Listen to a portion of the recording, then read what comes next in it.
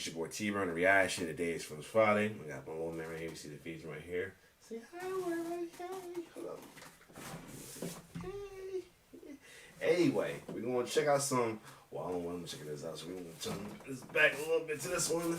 But anyway, today is Films Friday, so we're going to kick things off. As my new plans is make sure I get that out the way, to be the main thing out of the way, and that is the dead meat kill count. So, this week was poll week, and a lot of good new entry as well too. That some had to take out because of added a new week as well too. And the new week I'm going to do is a non-film week as well too.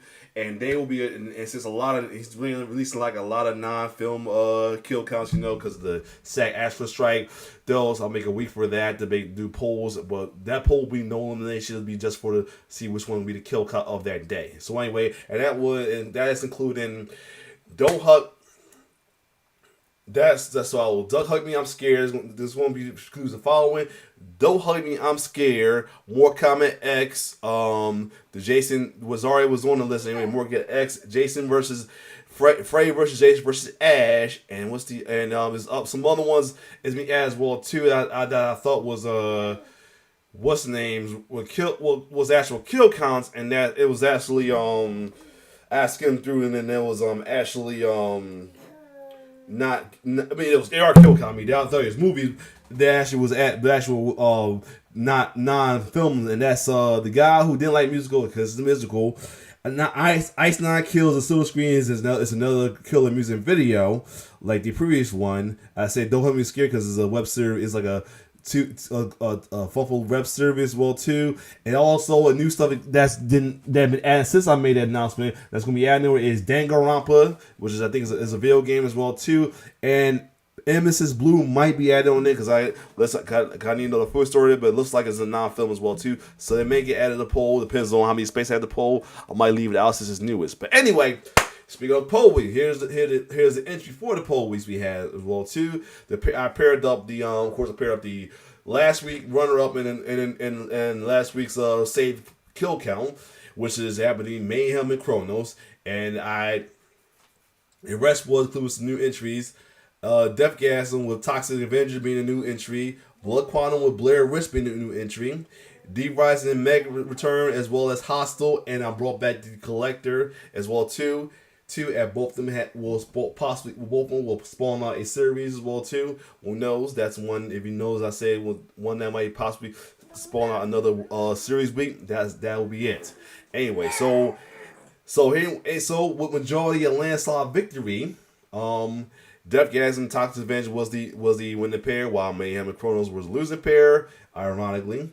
And then we're gonna get to the loser pair. Well, Chronos got a little bit ahead on it, but it's pretty close. So I'm gonna wait this out till possibly next week to see as well too. But as far as the winning pair between Deathgasm and Toxic Avenger, we could thought Deathgasm probably get it because one folks want me to see Zorman's Get Up as well too, and one is also a popular kill count, but a lot of folks want me to see this one right here, which is the winning kill count. That's none other than one of the newest kill count that got released, Toxic Avenger. Now, recently there's I did react to a trailer for a reboot of this this cult classic as well too, and I heard about this cult classic later on in life. As a kid growing up, I grew up on the kid-friendly Toxic Crusader game cartoon that did not know it came from this movie, and I looked this movie up, and I gotta say, this movie being a old school 80s B movie, and you know, with B movies at the time, the gore was even more crazier than the gore, because you know I said 80s was a year of gore, so the gore is even crazier. You know, with B movies, B, C, D movies, that gives no fuck how over top or crazy the gore is because they got a feeling that it's not gonna get that much recognition, so they're gonna do whatever the hell they want. So we're gonna get a lot of crazy kills with the Toxic Avenger original film in 1984 as the reboot will be released, starring Peter Dinklage. But we're gonna take a look into the old school Toxic Crusader when practical effects was everything, and like I said, the gore was ridiculous. So without further ado, let's check it out. And you probably hear my little man in the background, though. I do apologize. Unless you okay with hearing babies goo goo gaga, I love you too, because I love babies anyway, and I love my son. So let's get it. What got him turned away? Because I'm on the business.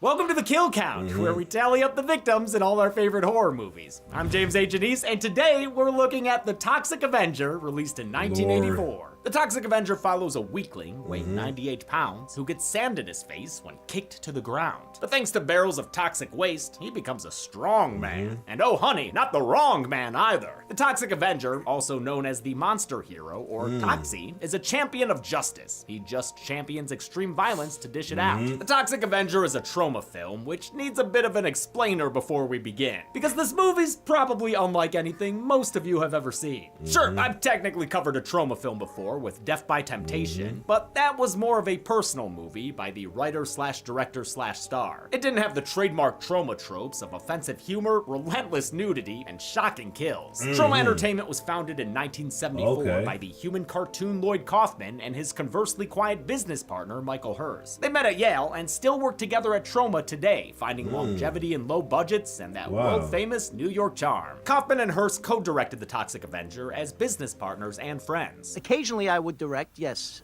but very soon I realized I had no gift for creating relationships with the actors. Indie to the bone, Trauma movies are low budget and exploitative. The company has distributed over 1,000 films in its 50 years of existence. It may be a mainstay of the underground, but that's the thing about B movies, though. They release a whole lot of lists of them as well. Especially for a company like that, they will hold a list of bunch of these as well too, though. Now, I mean, you may never hear about it unless somebody breaking up, let's brought up in like a kill cow conversation as well too, or you happen to just find that shit as well too. So yes.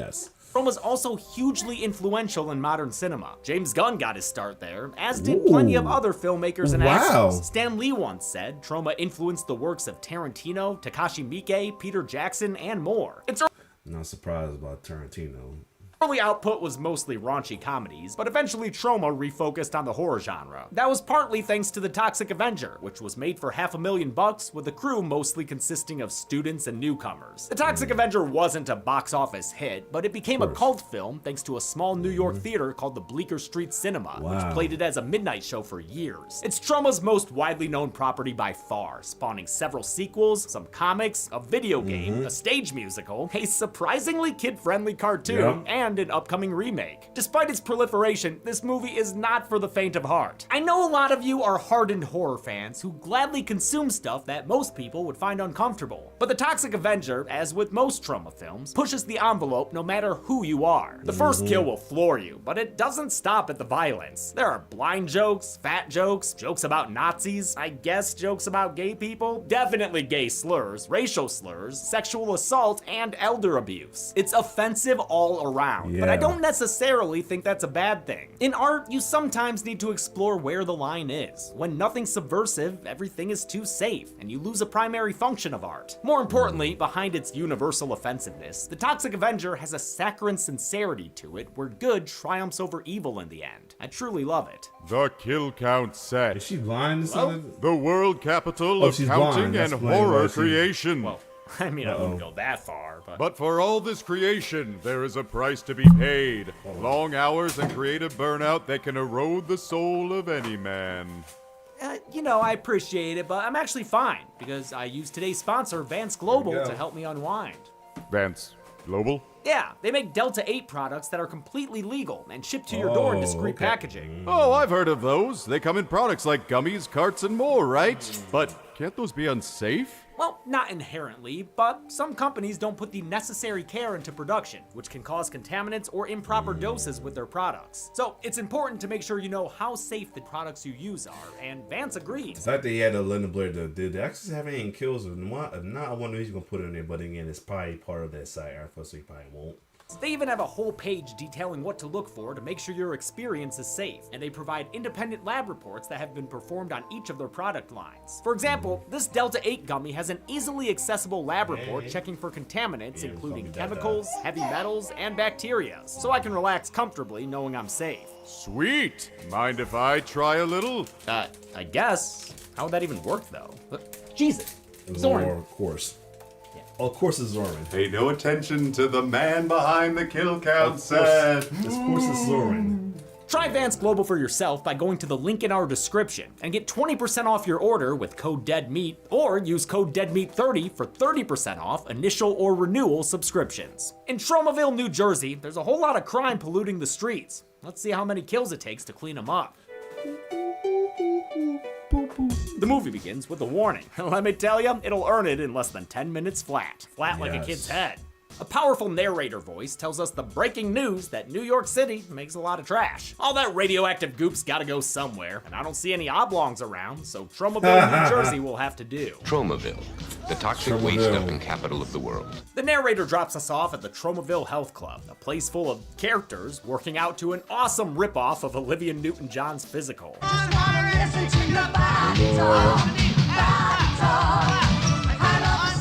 Newton-John, by the way. This gym is full of boobs, butts, thighs, butts, and gay title cards. With everything going on here, you know there be juices abound. Mopping up those floor hazards is our unlikely hero, Melvin Ferd. He's a nerd, and the bullies there hate him. Would you take a look at that fucking guy? I hate that mop boy. Melvin's idiocy gets him in trouble with Anger Issues Guy and Proto Corey Feldman. They really hate him, man. Head bully Bozo blows O's a fucking gasket. Holy shit, that was amazing. He sounded like he wanted to go take back the White House. Yeah! Yo! Shout out to Dave Chappelle. Crazy get a girlfriend like this chick Julie. Oh, I guess they have a lot in common. Meanwhile, Slug and Wanda bond over their love of locker booze and how horny clown laughs make them. Oh, you did it now. 6 minutes in and it's tits o'clock. Huh, running a little late there for Trauma Time. Funny enough, actors Robert Pritchard and Jennifer Baptist met while auditioning for this movie and started dating and got married for 18 years. Oh, that's nice. Melvin and his mop walk in on their dirty business, and his yucking makes Wanda pull out a switchblade. Get out of here, you pervert! I'll kill ya! And she means it too. These four bullies literally murder people as a game. They list off a string of slurs as they discuss their point system based on race and age. Now, kids under 12, they're worth double points. Oh no, that does not bode well for burgeoning bicyclist Skippy. Be careful out there! I got bad news for you, sis. The sickos see Skippy and taunt him for a minute before turning around and slamming on the gas. They knock that kid's freaking stunt double up their windshield and over their car, hot damn! But the skipper's still floating, or kinda, ouch. So to secure his points, Bozo double taps the kid's head with his Oh my god! Christmas shit! Jesus Christ! You know how I feel about kids? And you know what I'm gonna say? That was fucked up. Oh, that was fucked up. Oh, that's fucked up. That is fucked up. That is fucked up. Sorry you had to hear that, little kids. Sorry that teacher, but I love kids, and you know how I feel about kids killed like that. He's laughing at me. That was fucked up, man. Even TJ know that was messed up. He ain't watching it. He knows what's going on. Jesus Christ, yeah, this did post on envelope. They actually showed the kid killing. Ugh. Christ. This kill is absolutely abhorrent, as are these people. This is fun! It's Hold up. So this is what Negan and the Saviors got the idea from? The Saviors, right? Yeah. Well, take a picture of that shit. highly disturbing, but also so over the top, I can't help but respect the movie for going there. They want you to know. Speaking of over the top, though, how are y'all watching the new Chucky series? Don't you think the kills on there has gotten a little more off top than the usual kills, man? I'm just wondering. Maybe just me.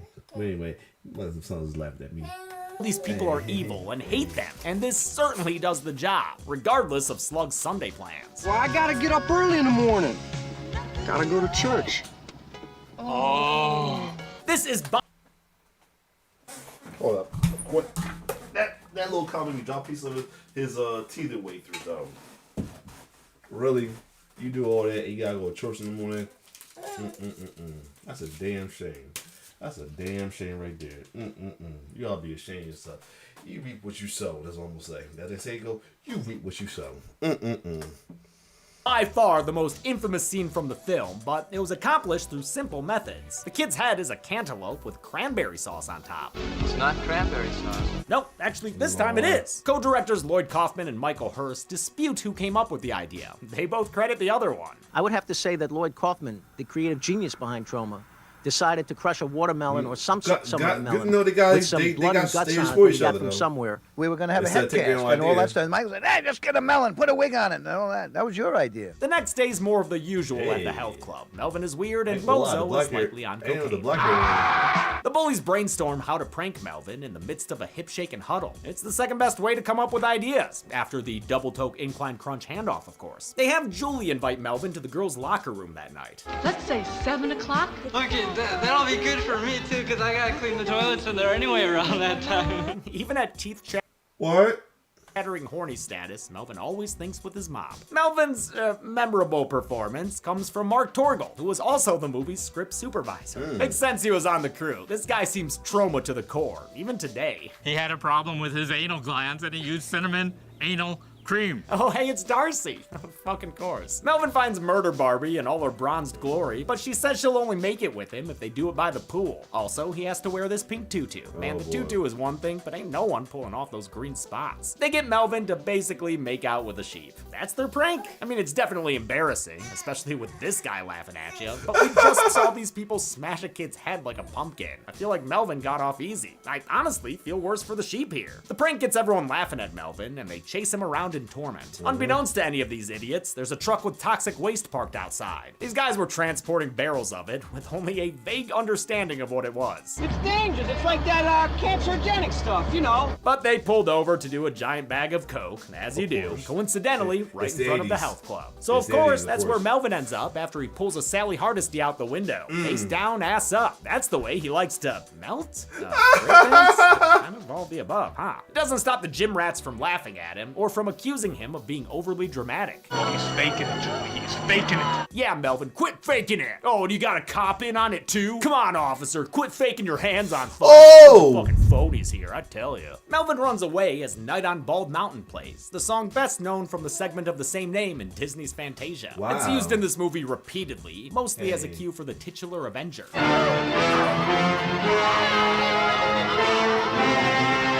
Always fun to hear it ramp up on the soundtrack. Also always fun to watch a great fire stunt. Melvin tries to wash the waste off, but come on, man. You at least gotta use Gojo, or maybe some Fast Orange. You know what? Never mind. It's probably too late. Melvin's skin and hair start rebelling against him, and pretty soon, he's the incredible Air Bladder Man. Night of Bald Mountain kicks back in for the trippy final transformation, which sees him duck down as a radioactive boy and pop back up as a radioactive man. And this man's ready for a night on the town. The first criminals he'll run into are Cigar Face, Knuckles, and Nipples, a trio of colorful characters hoping to corrupt an honest cop. Officer O'Clancy turns down their bribe and gets attacked, because they hate it when people don't take their money. They beat him down and prepare to blow his dick off, but that's when the toxic Bald Mountain intervenes. Toxie snatches some wigs and breaks some hands, then uses Cigar Face's face like a speed bag. Oh, and he does the same with Cigar Face's cigar. But at least he lets the leader live. The others aren't so lucky. Nipples suffers a 3-star wrong. Knuckles is elbowed in the face, and then they're both killed when Toxie smashes their noggins together full force. Nipples and Knuckles are long dead before Tails can come and save them. Consider these filthy criminals cleaned up!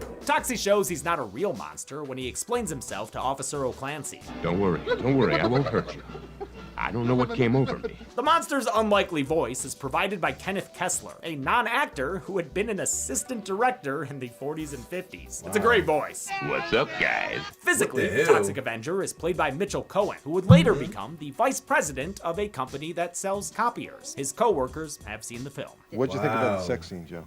Was great. Wasn't it great? It was really great. A fun little discovery I made was that Mitch Cohen, the Toxic Avenger, was in Clerks. Hey, try not to suck any dick on the way to Wow. the parking lot.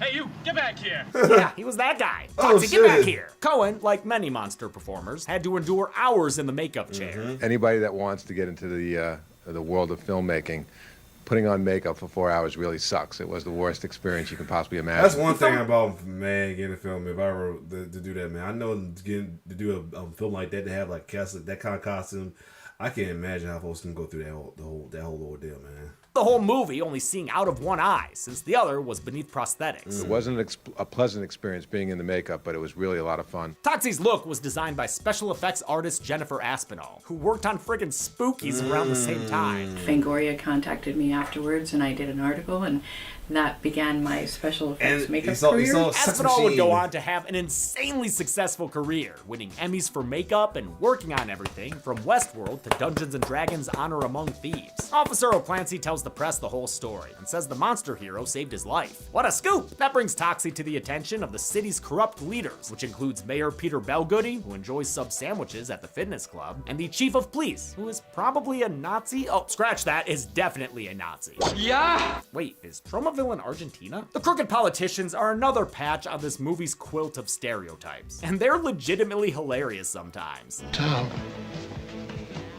Tom, is he dead? That line delivery from Pat Ryan fucking kills me, as does the other guy's face. Unlike most of the cast, Pat Ryan had actually acted before, and would change his character's dialogue with the blessing of the directors. With all their backroom deals and mucking about, these guys aren't fans of a vigilante do-gooder, but no matter how do-good. For a quick second, I wonder if it was that. I kept looking to see if it was one that the guy from Beetlejuice back in the day, a little bit heavier or something. I was wondering. But he as hard as, Toxie's still a disgusting monster on the outside. Not even his own mother can handle the sight of him. He fucks off by his lonesome and finds a new place to live, the Tromaville dump. He can live a good, honest life here. Maybe chop wood, like the dad from The Witch. Or just build a home that's mostly asbestos. I guess he's probably not worried about the cancer, huh? Now we're at Tromaville's world-famous taco stand. A great place to get ball sweat The Mexican place, really? So cliche. Ew, come on, dog. Tacos served by not H. John Benjamin and not Jonathan Byers. The place gets held up at gunpoint. Drop your tacos or I'll blow your brains out! It's your average taco stand problem. Once again, the bad guys are inhumanly evil, with this Leroy dude sticking his shotgun into a baby's face. Oh my god, dude. Unlike the... You know, I feel some type of way about that. Especially since I got a baby in here with me, though. But anyway, I still feel some way because I love babies. Speaking of that, he's not asleep, so that's probably why he's so quiet. The vast majority of this cast, Leroy's actor Patrick Kilpatrick would go on to have a successful acting. That's him! Even appearing in Minority Report. One customer That's the dude. Ain't he one on Class 1999? Has to make a taco stand, but I mean, look at that wall behind him. You know he's going through it. Sure enough, Leroy fires and sends the guy flying backwards through the crash wall. It's an ultra-violent blast, but it still takes him a minute to die, which is a pretty sick detail to include. The criminals continue their reign of terror by taunting a blind woman and shooting her dog. Aw, poor guy. why y'all kill? They threatened to rape her, and that's Why y'all kill the dog, man? Damn. Hold on. Iron Back had to walk over to some family members though. Family members, they wanted to see our little ones while here, so yeah. Other than that, let's keep going with Toxic Avenger. Oh, I hit mute. Hold on. Let's see what's going on here. Oh yeah, here we go. Let's get it. dog. Aw, Yeah, why you gotta shoot a boy. dog? They threatened to rape her, and that's when Toxie finally shows up. Damn, man, you couldn't have come before the dog got shot? Or that guy, I guess? Toxie throws down with the three hoodlums, quickly tearing off the arm of the leader. If you think this looks awesome, it's because performer Larry Sutton was a real-life amputee. Wasn't a real-life actor, though. He was an IRS agent who wanted to be in a movie so bad, Oh, wow. he was down to use his amputation to do so. That's really him handling that knife, too. Toxie beats Frank to the ground with his own arm. That'll show him, but the arm proves less effective against Leroy and this third dude Rico. He's quite the jumpy little thing. Wow. No wonder his performer Michael Russo would go on to be a highly successful stunt performer Wow. and coordinator. Eventually, Toxie milkports Leroy and tells him the same thing Gregory Tudor once said. Your ice cream.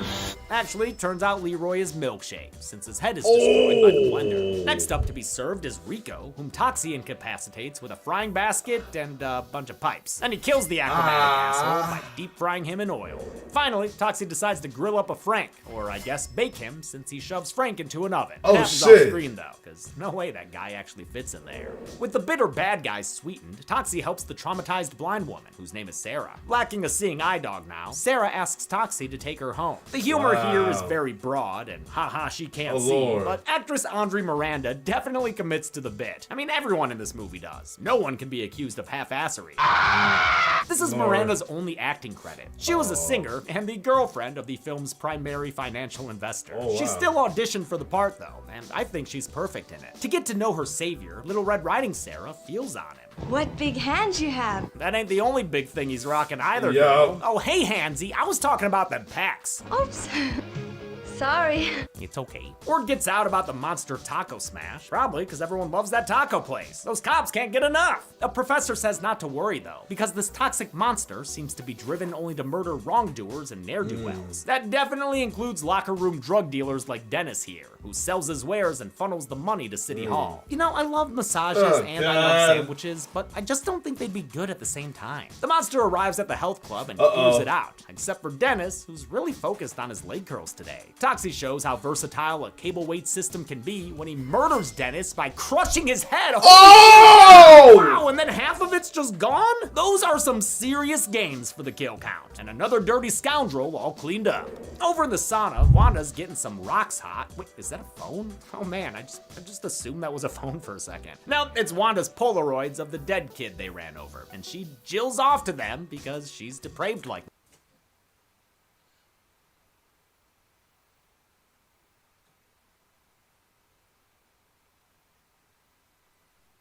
You sick freak. Shout out to The Rock. That. Toxie arrives to help her get her rocks off by putting her on the sauna rug. She's either dead or she ain't gonna be able to sit on the toilet for at least a month. Jennifer Baptist, like most of the casting crew, was new and inexperienced. She knew there'd be nudity while auditioning and said she felt empowered by the sex scene, but this was different. I didn't know I was gonna have to masturbate. In the moment, she decided to shoot it for the sake of the character, but she did not have a good time. They promised me I would have a closed set. It wasn't a closed set. I mean, everybody was there. It was a little bit humiliating. Wow. A crew member even passed her his number. Wait. So she actually did the do? She didn't fake it? She actually did the do? Wow. Which is you. As much as I love this movie, I don't think we should ignore that it wasn't made under optimal conditions. The next despicable being to cross paths with the Toxic Avenger is this pimp who's trying to sell a 12-year-old. The sicko rolls deep and a whole clown car of pedos pile out, but Toxie's never been afraid of handicap matches. Nah, this is a big handicap match, but this would be a good kill right here, man. Really. He only kills 2 of the guys though, letting one get his throat slit accidentally and stabbing another one with his own knife. Then the monster saves the kid and commandeers the limousine to Dorsia. A montage shows Toxie continuing to do good deeds around town. He saves kids from becoming roadkill, helps Granny cross the street, and even lends a hand in the kitchen, personally popping a lady's corn. The town begins to fall absolutely in love with the monster. Hold up. Shit. So damn spider just crawled up in. Sorry, thank God I wasn't even a little man. Ugh. Looked like a spider that really just crawled up there. I'm like, holy shit. Hopefully he's dead. Either way, wow. Even putting up with his Burt Gummer cosplay. That's a hero after all. I saw that in the news. With the jail cells filling up and crime disappearing by the day, the corrupt ruling class decides it's time to detoxify their town. Because if we don't kill him, he's gonna kill us. A hit job led by Cigarface circles the monster hero in an alley. Wow, this gang is full of guys I love. Get a load of these dudes. Toxie just jumps out of the way when they shoot, letting the crossfighter do the work for him. Fuck having to kill them all himself. Although there are 6 guys in the bullet circle, I'm only counting 5 since it appears Cigarface lives. Dan Snow reprises the character in the Toxic Avenger Part 2. At home, Sarah falls in love with Toxie, and he falls in fumes with her. I've never felt like this before. Then we get a monster sex scene. But hey, it's passionate and consensual, and also is not that scene from Basket Case 2, so I'll count this as a win. They begin a life of... I mean, if Chucky and Doc can have sex, and Tiffany can have sex, I mean, why not? Domesticity, with Toxie on that Gaston diet for real. Their happy marriage montage is set to Is This Love, a rock ballad by Mark Hoffman and Dean Summers, performed under the band name Race. Is this love, you say? Hoffman and Summers also provided the song Nothing at All, which they had no idea would be used for a kid-killing scene. Wow. What I thought about that. They only found out when they saw the movie, and that must have been, something. Both of these songs are great, but Is This Love helps make the Toxic Avenger what it is. Just like the movie, it's cheesy, but also genuine and sweet. It's a unique tone that ends up working really well for me. Despite having some sweet cheeks at home, Toxie isn't retired yet. He still has to stop evil. He attacks Julie in the locker room, inadvertently scaring an 18-year-old Marissa Tomei. Holy crap, look at that. It's Milfy Aunt May, y'all! He chases Julie into the basement, which looks like it could be the sewer tunnel Haskell and Jason Takes Manhattan. I bet Toxie wouldn't mind the toxic waste floods they regularly have every night, cause that's a thing. Toxie catches up to Julie and her awful screams.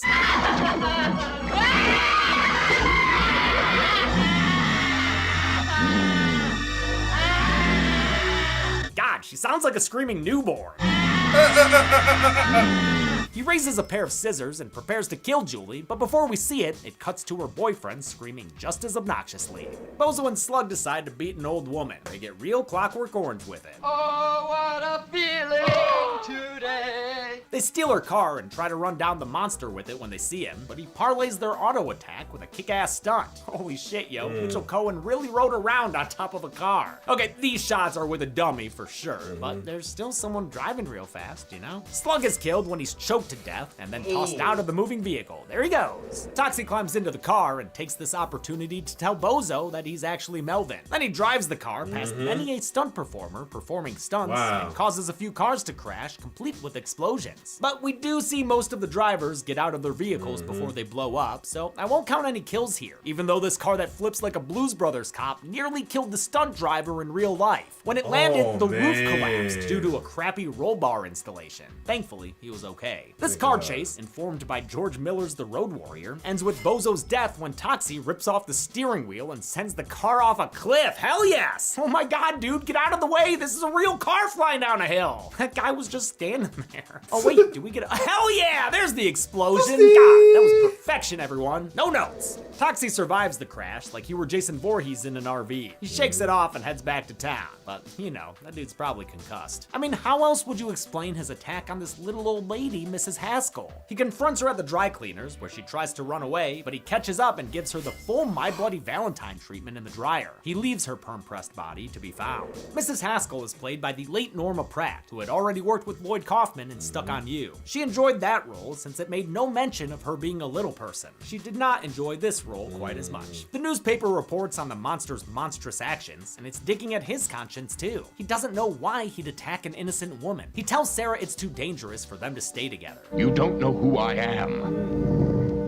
I'm really the monster hero you've heard about. Oh, I just kind of assumed she already knew that. Doesn't bug her either way. She loves Toxie and wants to stay with him. No matter what! They decide to get out of town so he can't hurt anyone anymore. But he needn't worry. His moral compass isn't broken. Turns out Mrs. Haskell was a little old human trafficker. She was head of an international white slavery ring. The mayor tells the chief they have to kill this moral monster anyway, to which the head copper agrees. Yes, mein Führer, mein Mayor. The mayor announces his intentions to kill the beast, but Officer Cleavage objects, citing how the monster saved his life. Wait, this whole police force is unbuttoned. More V-necks here than the first few kill counts. Officer O'Clancy and a bunch of kids cry over the monster's fate, but accept that they're helpless to fight City Hall. Right? That's some good kid acting right there. Thanks to a K-9 unit and some binoculars, the cops track Toxie and Sarah to their sex tent. The mayor calls in the National Guard, who co-opt Night on Bald Mountain to make their boombastic arrival. Yeah, trucks! Everyone in town sees the forces arrive, so the kids decide they have to try to save the monster. In fact, all of Tromaville goes to the monster's tent, surrounding him with curiosity and a whole lot of guns. The mayor gives the order to shoot and kill, but the citizens refuse to stand for it. A bunch of kids run in to protect Toxie, knowing that shooting children is a bad way to get reelected. Toxie scatters the kids for their safety, but he's already won over the townsfolk's hearts and minds. No one is willing to listen to the mayor's shooting orders, so he elects to shoot the monster himself. It doesn't work out the way he thought it would, and begging for his life has no effect. In front of everyone, Toxie rips out the mayor's guts with his bare hands. It's a gruesome fatality, and everyone reacts accordingly. Still, no one holds it against him. In no time at all, they're cheering and clapping for the monster and his gal. Toxie and Sarah were embraced by Tromaville. Toxie cleaned it up of all its crime, and the citizens lived happily ever after. The movie ends with Toxie making sure the streets remain clean. How many Tromaville criminals did Toxie incarcerate in hell? Let's find out and get to the numbers after a little bit of R&R.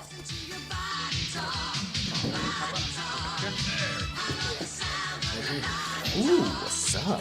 Oh, God. Lord. These actually do go well together. Oh, boy. Zoran in a mess. I counted 21 kills in the Toxic Avenger, and as far as I could tell, there were 18 male victims and only 3 female victims. Why he got a leprechaun and what's the green in that pie, but still may be avoided anyway.